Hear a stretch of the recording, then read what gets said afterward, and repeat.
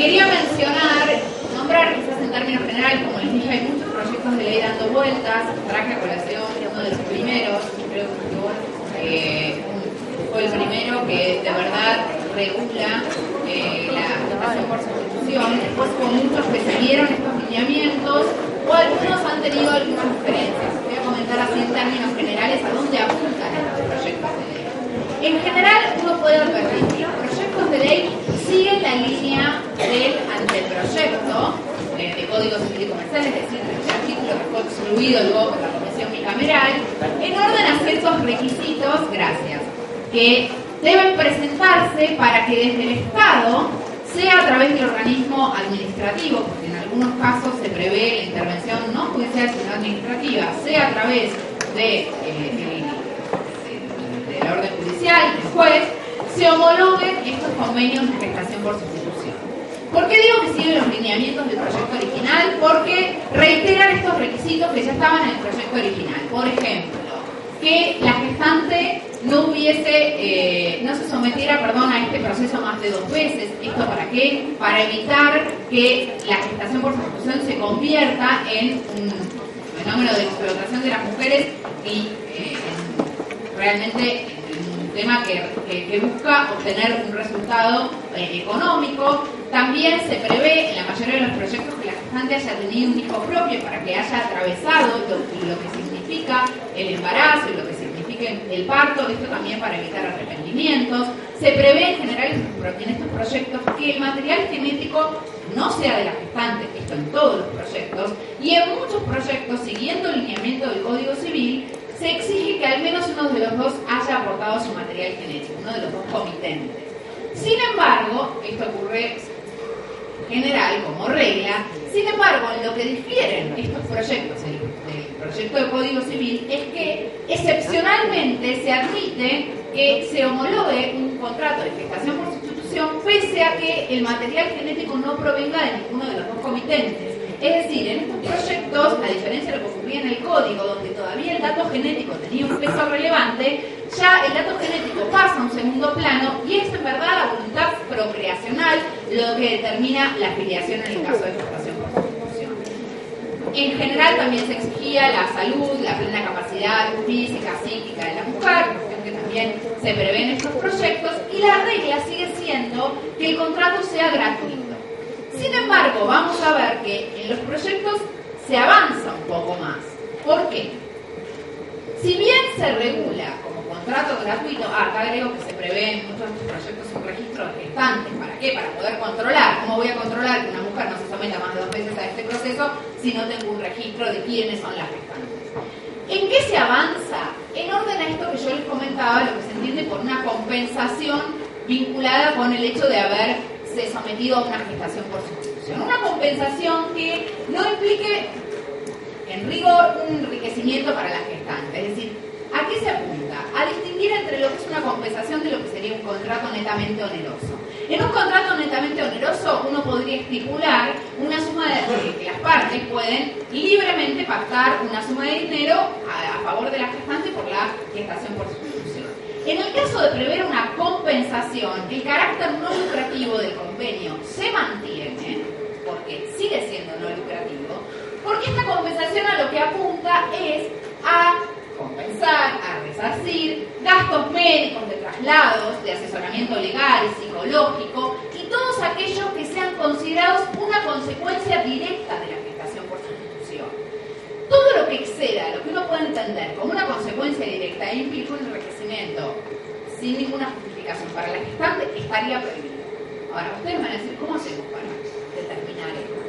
¿Qué es un gasto de traslado, de asesoramiento? Podría incluir, bueno, yo la traslado a, como la señora es oriunda de Salta, la gestación se va a hacer en Capital Federal, la traslado a Capital y entonces le pago no solo el alquiler, sino que decido comprarle un departamento. ¿Hasta dónde? ¿Cómo sabemos? En algunas legislaciones, por ejemplo en el caso de Israel, se prevé una especie de compensación por los daños que podría generar esto. Claro, ¿cómo hacemos para medir una compensación por los daños? No sabemos ni cómo determinar un daño moral por el no reconocimiento del hijo. ¿Cómo hacemos para determinar el daño que puede sufrir la gestante? Estas brechas o estos Estas expresiones tan abiertas lo que permiten es que de alguna forma, en un contrato que se supone no lucrativo, se filtre lo oneroso. Es muy difícil evitarlo. El proyecto de la senadora Montero sostiene que la gestante también tiene derecho a recibir una compensación para cubrir los gastos básicos durante los meses de embarazo y de posparto, y que el Ministerio de Salud va a establecer la fórmula mediante la cual se calcule el monto de la compensación. Sería el proyecto de la senadora Montero. En muchos, repito, de los proyectos se busca compensaciones con similar alcance. Quizás a mí lo que me interesa resaltar es dentro de los avances de proyectos posteriores al Código Civil y Comercial, que en la mayoría de ellos se exige la residencia en el país, esto para evitar que se transforme la Argentina en un foco de turismo reproductivo donde vengan de otros países a hacer gestación por sustitución para llevarse los chicos a países desarrollados, como ocurre en el caso de India o como ocurre en el caso de Rusia, Ucrania, etc. Y en algunos proyectos, que a mí esto me parece una postura también interesante, no se prevé la intervención judicial. En la mayoría se prevé la intervención judicial, que sea el juez el que homologue este convenio. Pero en algunos se prevé que sea un organismo administrativo creado especialmente a tales fines y con un enfoque interdisciplinario que evalúe si corresponde o no autorizar esta gestación por sustitución. ¿Por qué digo que quizás me parece interesante, más allá que dudo cómo va a ser en Argentina, porque como tenemos mis recursos para lo mínimo de todos los días, no sé qué tipo de consejo o organismo administrativo se va a crear a tales fines, pero quizás me parece interesante una mirada que no tienda a judicializar algo cuando no existe conflicto. Porque la realidad es que la gestación por sustitución sería la única técnica que pasaría por la instancia judicial. En el resto de los técnicas, como lo vimos, la inscripción se produce de pleno derecho sin intervención judicial. ¿Por qué acá hay que dar un tratamiento diferente? La idea de los legisladores cuando hicieron el proyecto original fue, bueno, como es un caso que la gestación por sustitución está discutida, mejor que haya un control judicial. Pero esto es partir de la base de que siempre el juez va a controlar mejor que otro organismo del Estado, y no sé si eso es tan cierto, ¿no? En definitiva, esto también es una cuestión a debatir.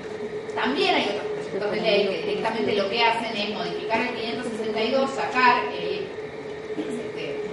concebido por 3 hijos de quien da luz, sacan esto y así habilitan la entrada de la gestación por sustitución, pero son proyectos con una mirada muy simplificada del problema, porque la realidad es que no es que exista con este tipo de redacción, una norma, nada más suprimiendo, perdón, un requisito, ningún tipo de control del Estado. El Estado no controla nada, podemos hacer lo que queramos.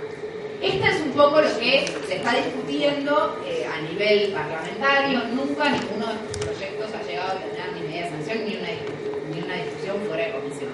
Es decir, son todos proyectos que están todavía muy verdes. Pero se viene porque lo que es curioso en este tema, y esto sí me parece algo no menor, a diferencia de otros temas donde pareciera que está muy dividido una mirada, entre comillas, todo, ¿no? Progresista frente a una mirada, entre comillas, conservadora, en estos temas hay intereses desde ideologías muy distintas. Porque, es más, muchos jueces que han autorizado la gestación por sustitución son jueces que son con una mirada más conservadora, que a uno le ha sorprendido que autoricen este tipo de prácticas. Sin embargo, se prioriza el tratar de defender a aquellos matrimonios que no pueden procrear naturalmente. Hay como una mirada curiosa en la gestación por sustitución que quizás no se presenta en otro tipo de figuras. Bueno, sí. Pero no es uno de los temas que está previsto en la modificación del código y como la comisión de la claro, en la gestación por sustitución no sé, la verdad es que desconozco. La fertilización post-mortem, que la vayan a incluir. Creo que son los dos temas que estaban en la cuenta. Para prohibirla, pero puede ser, No, realmente, yo desconozco los alcances del contenido de la supuesta reforma, porque en principio esta supuesta reforma venía a sanear cuestiones técnicas y demás. La realidad es que con que yo cambie una palabra de determinados artículos, me cambia absolutamente el contenido de la norma. Lo podemos ver aquí gráficamente en el tema de la revocación del consentimiento, en los casos técnicos, pero lo vamos a ver. Si yo cambio implantación por fecundación, me cambia todo el sentido de la norma, o sea, es una palabra. De manera que no sé cuáles van a ser los alcances en verdad de la reforma, pero quizás me imagino por ahí por la gente que está o que va a trabajar en la reforma de familia, no creo que habiliten la gestación por sustitución o la fertilización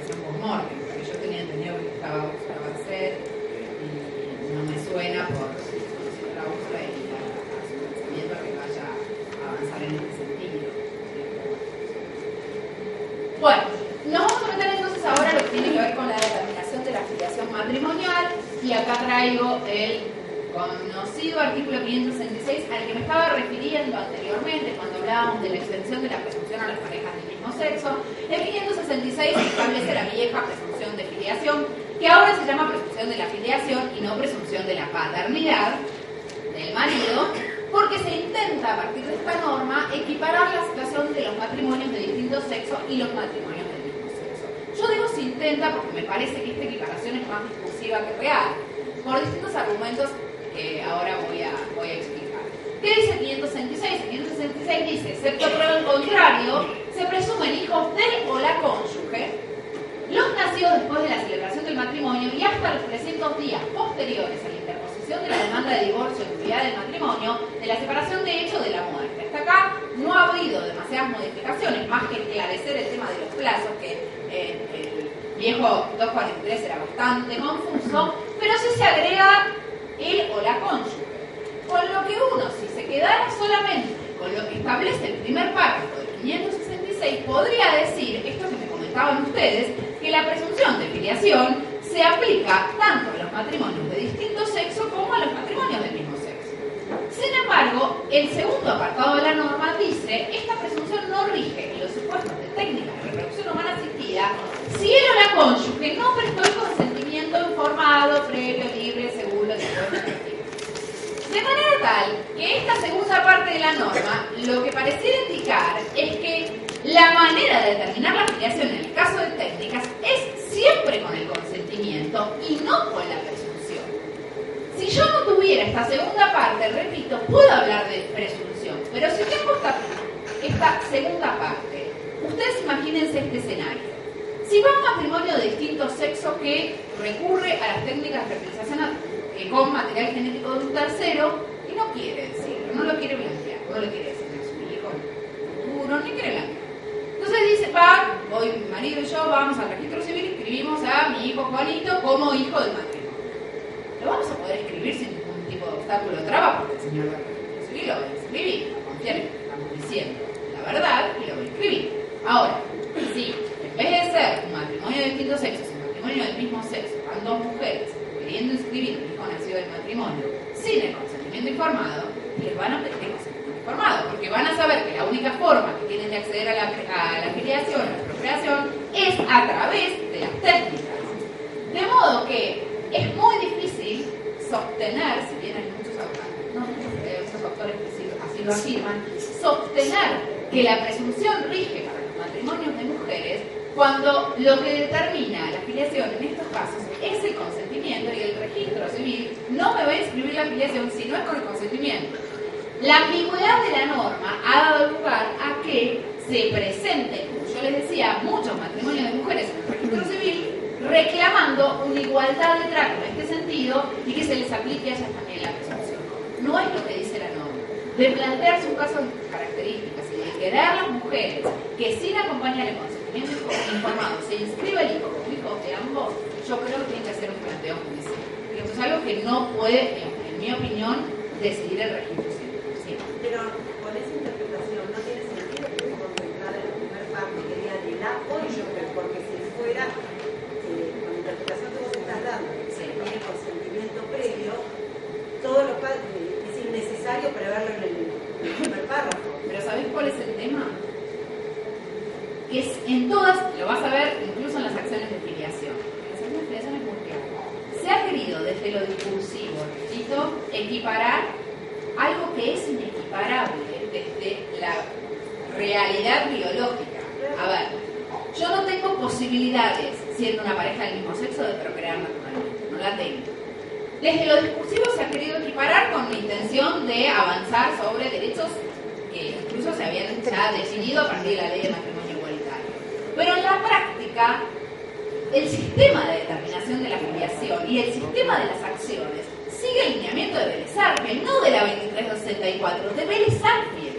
O sea, estamos con un sistema que no estaba pensado para las técnicas, que se reproduce en forma, diría yo, textual, y lo único que se agrega es la cónyuge.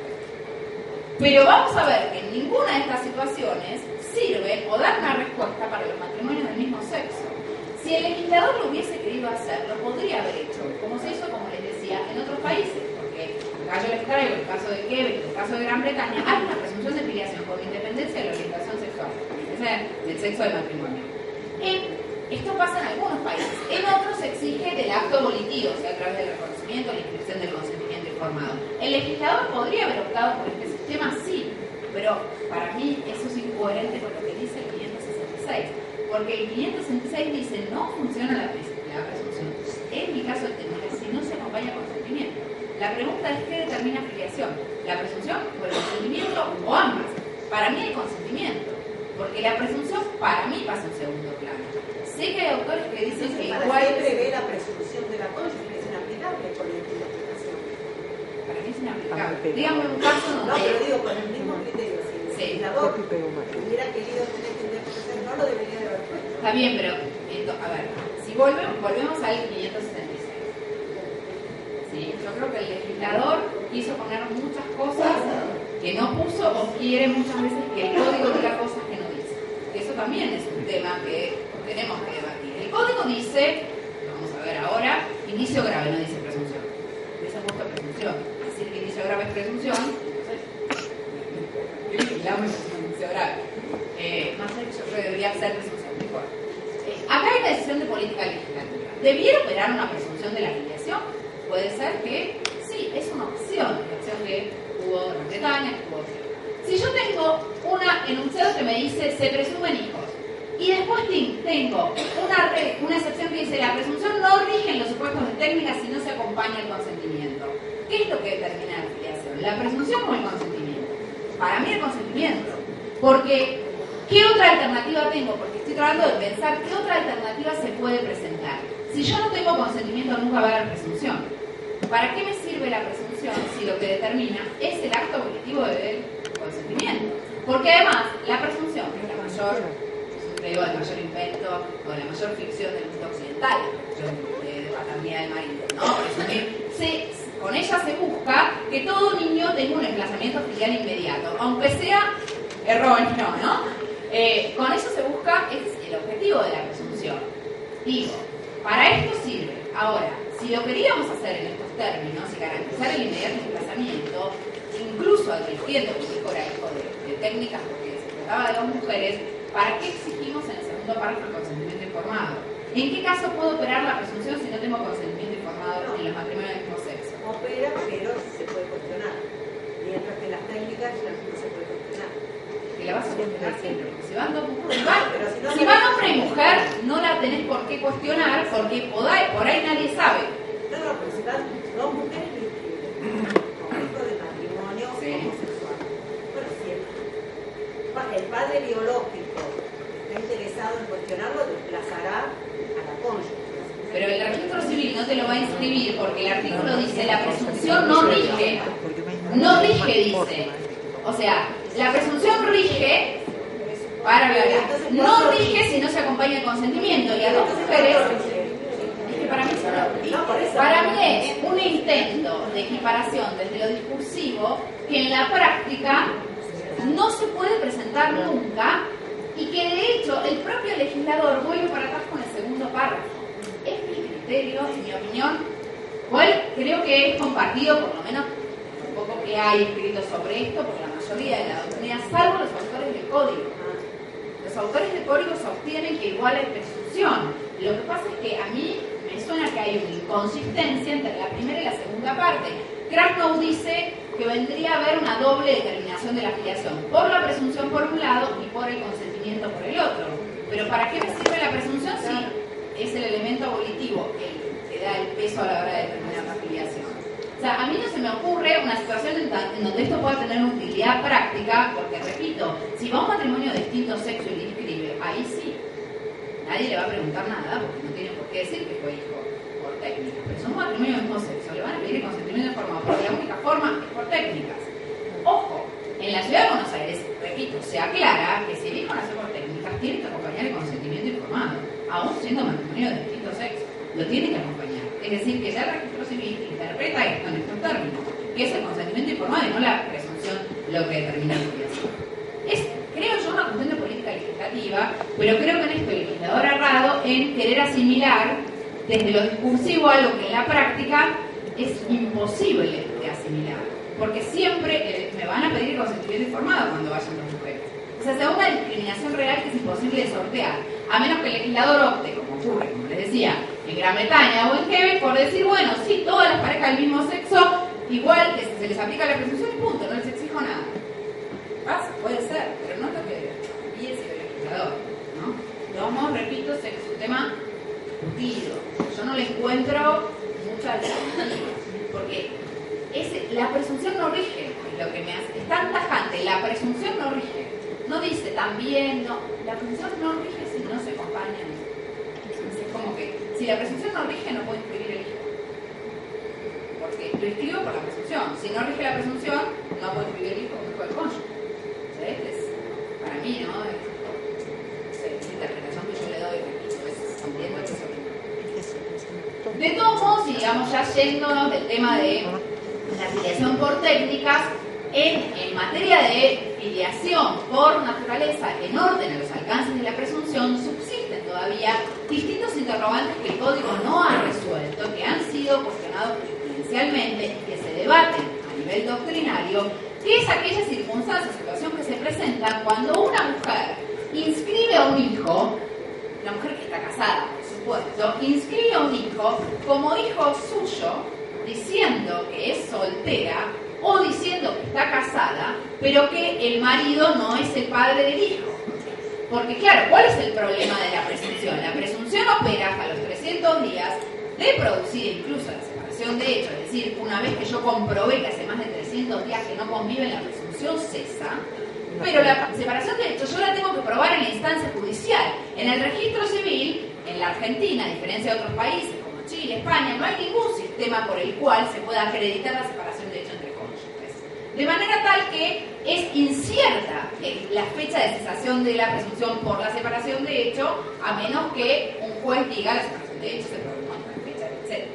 Entonces, lo que se da en muchos casos, en la práctica, es que una mujer está separada de hecho, tiene un hijo de otro, y lo inscribe como soltera, o lo inscribe alegando que es casada y que el padre no es el marido. Y el registro civil lo que hace es anotar solo la maternidad, cuando en rigor lo que debiera hacer, si no está acreditada la separación de hecho, es anotar la filiación del marido. Y acá es donde empieza, me siguen, ¿no? Con el problema. Y acá es donde empieza el dilema y las opiniones distintas de la doctrina. Acá traje quizás las dos posturas más extremas.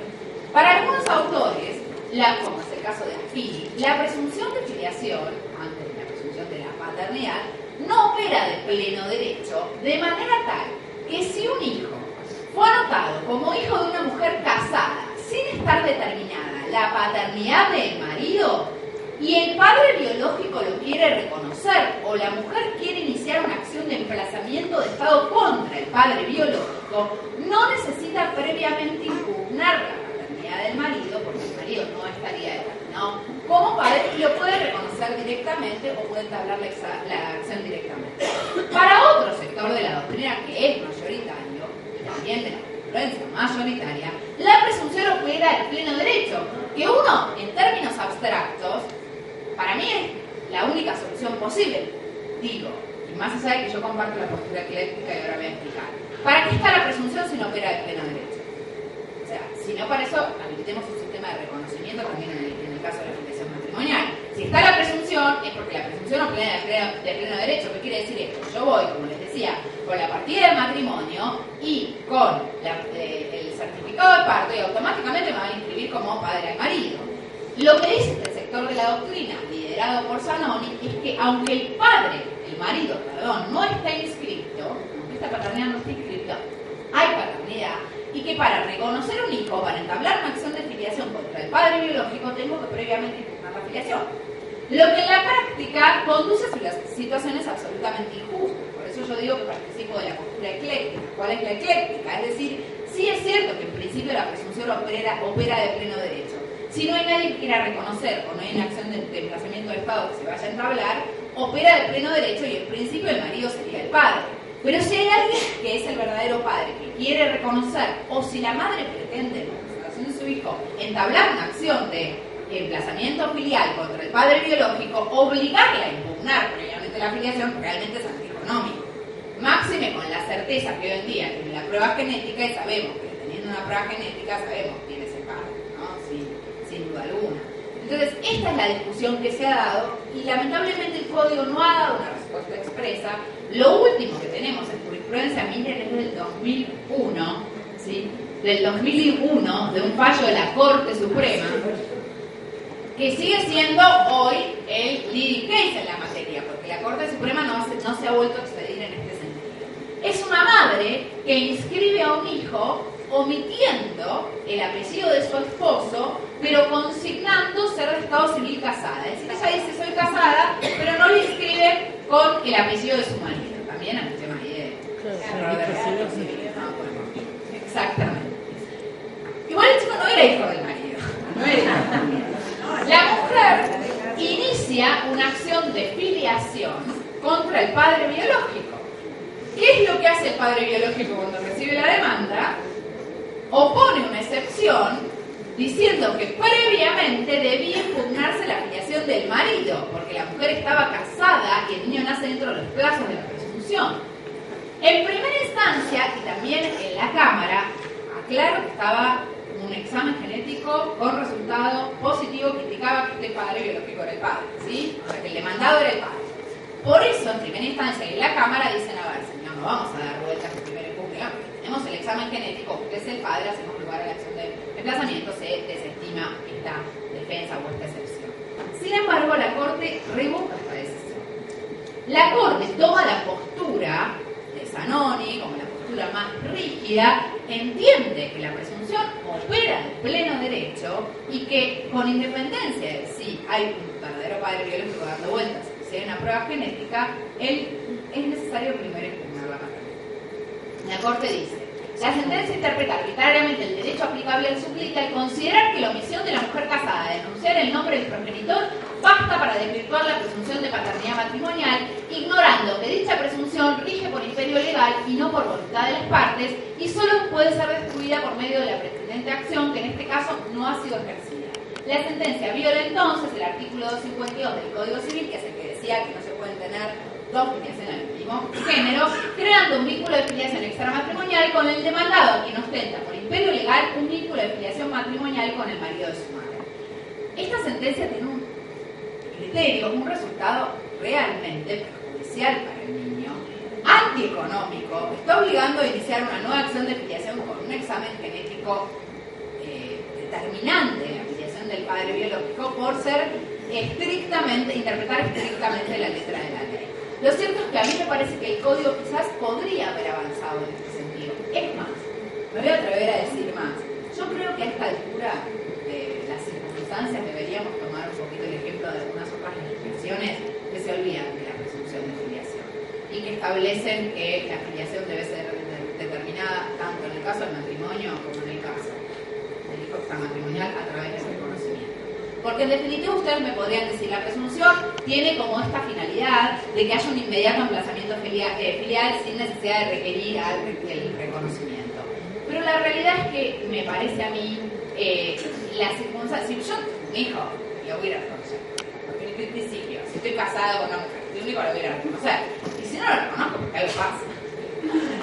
Y el mismo problema que los hijos extramatrimoniales lo tendrán los matrimoniales. Pero me parece que sería una forma entender, de garantizar como que la filiación realmente coincida con la filiación jurídica, coincida con la filiación biológica. No sé, es una opinión, ¿no? Igual esto es discutible, de todos modos, más allá de esta postura, el código me parece que podría haber optado por resolver este problema. ¿Qué pasa en estos casos? ¿Se opera o no opera en el pleno derecho y dar una solución para evitar tanto caso jurisprudencial, tanto vuelta en el máximo, repito, con lo que implica hoy la certeza que da la gravedad. Los juicios de filiación demoran años, cuando lo único que usamos es el ADN. Es absurdo hasta el procedimiento, el proceso ordinario que se da en el trámite, el alegato del juicio de filiación. O sea, estamos nosotros en la práctica inventando un proceso que no tenemos regulado en este caso de la Ciudad de Buenos Aires, porque con la certeza de la prueba genética es absurdo abrir el expediente a prueba, que vengan los testigos para que salvo que haya que acreditar daño moral o tener el reconocimiento que se otro de los temas sería posible que a través de la información sumaria acreditar la separación de hechos de manera de no aplicar la presunción. Sí. Es que es una forma totalmente de resolverlo. Sí, exacto. Si vos no opere la presunción con una mera información sumaria sin necesidad de iniciar una acción de desplazamiento, podés acreditar la separación de hecho y si el nacimiento se produce después de los 300 días, el marido no es el padre. Ahora, yo digo, yo como juez, si a mí me dicen la información sumaria de estas características, al marido lo cito. Porque quizás el niño nace fuera del plazo de la presunción y tuvieron una relación sexual ocasional además, y es el padre. O sea, lo cito en términos de que está interesado y así me garantizo evitar después que venga el padre a decir que es el padre, el marido a decir que es el padre. Pero sí lo haría como una mera información sumaria. No necesita una acción ni de emplazamiento ni de desplazamiento forzado. Es una forma fácil de resolverlo sin forzar nada. Lo que pasa es que hay mucha confusión con el tema. Como la separación de hecho, repito, no otorga fecha cierta y tiene que decidir el juez, hay mucha confusión con el tema de cuándo cesa la presunción. Pero es muy claro. Después transcurrido los 300 días de la fecha de la separación de hecho, la presunción cesa de pleno derecho. Cesa. Si un juez dice que se separaron en el 2005 y el chico nace en el 2007, no es el padre el marido. Que no tengo que hacer una acción de desplazamiento, una acción de desplazamiento, no es el padre el marido. Ahora, sí. Yo tengo una información sumaria, cito al marido. ¿Por qué lo cito? Porque quizás sí es el padre y después me encuentro con otro problema, que es que el marido diga que es el padre. Entonces, hago una indagación un poco mayor, no es como inscripción de nacimiento que ni siquiera ¿sí? Pero en realidad es una mera información sumaria. No tenemos que ir a la acción de desplazamiento, que es una acción compleja, que no tiene sentido en este caso. Imagínense con el sistema anterior menos, porque además no estaba legitimado digamos, el marido tenía un plazo de caducidad de 1 año, no estaba legitimada la madre, bueno, digamos, era... no sé por qué. No, que acá hubo un caso. Sí, hay muchos casos, porque lo plantean en esos términos.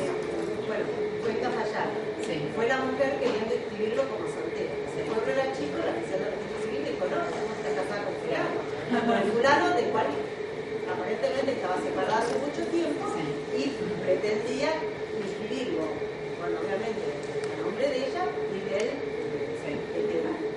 por supuesto, padre biológico que lo quería reconocer. Le libraron un oficio de registro, el registro se negó a inscribirlo conociendo que estaba casada con el señor. Y bueno, después hicieron un amparo al registro de inscribirlo. Pero bueno, cuando nos consultaron a nosotros, en realidad, nosotros pensábamos que acreditando la separación se resolvía el tema y no se forzaba la realidad, se desconocía la presunción. Lo que pasa es que hay mucha confusión en general del conocimiento. Hay mucho conocimiento en orden de los temas técnicos que se dejan muy para un segundo plano. Y en estos tiempos más, porque quizás el auge son las técnicas y el tema de filiación a mí me encanta por eso, porque es bien técnico y preciso y hay normas concretas que definen y dan solución a ciertas